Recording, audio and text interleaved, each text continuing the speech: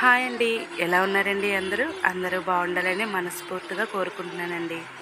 ఇక్కడ జరిగేది మా గ్రామ దేవతలైన శ్రీ మహంకాళమ్మ పోలేరమ్మ వార్ల నైవేద్యం తీర్థ మహోత్సవం విశేషం మీకు చెప్పాలని ఈ చిన్న వీడియో చేస్తున్నానండి. సుబ్బు ఆల్ ఇన్ వన్ ఛానల్లో అమ్మవార్లు వారి అమ్మగారింటికి చేరుకున్న చిన్న షార్ట్ వీడియోను పెట్టాను.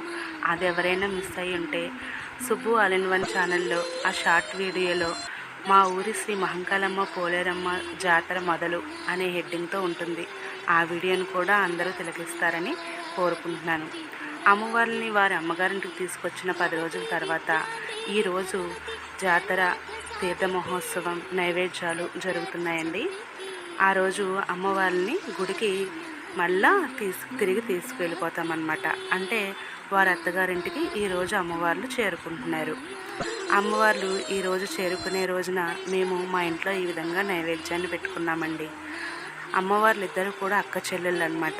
శ్రీ మహంకాళమ్మ పోలేరమ్మ వార్లండి.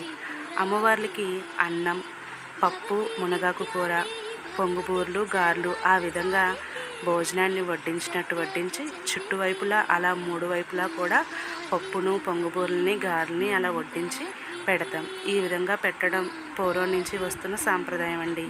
మేమైతే ఈ విధంగానే కంటిన్యూ చేస్తున్నాం. ముఖ్యమైన నైవేద్యం అదేనండి.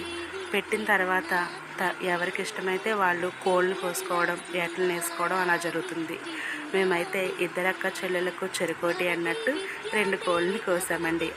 ఇలా నైవేద్యాన్ని పెట్టడం వల్ల ఇంట్లో అందరికీ మంచి జరుగుతుంది.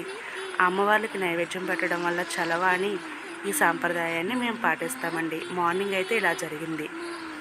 ఆ రోజు సాయంత్రం అమ్మవారి గుడి దగ్గర చూడండి ఎంత కోలాహలంగా, ఎంత ఆనందంగా ప్రజలు అమ్మవారిని దర్శనం చేసుకుంటున్నారు. ఇది అమ్మవార్లు తీర్థ మహోత్సవం అనమాట అండి.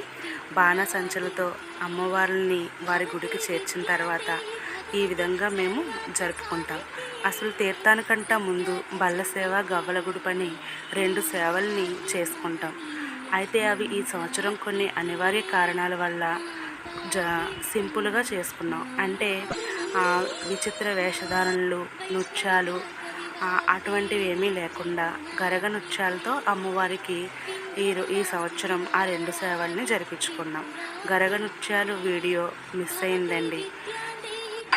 వీలుంటే మళ్ళీ సంవత్సరం అమ్మవారి బల్ల సేవ అంటే ఏంటి, గవ్వల గుడుపు అంటే ఏంటి అనేది వివరంగా మీకు వీడియో తీసి పెడతానండి.